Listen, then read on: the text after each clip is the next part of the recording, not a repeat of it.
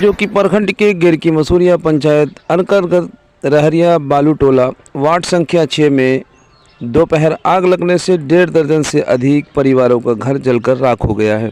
आग कैसे लगी ये साफ नहीं हो पाया है, लेकिन अग्निकांड के समय सारे परिवार मजदूरी और अनाज तैयारी के लिए निकले थे।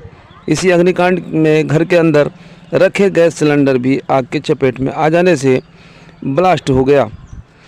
घर में रखे नकद समेत कपड़ा, फर्नीचर, अनाज जलकर राख हो गया।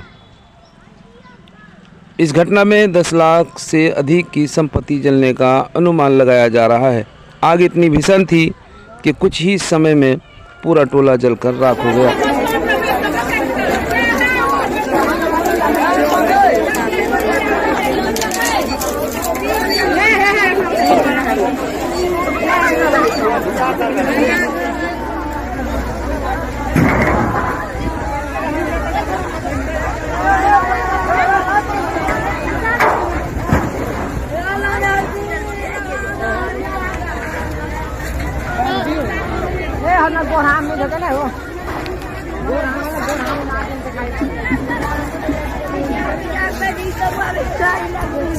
Hey,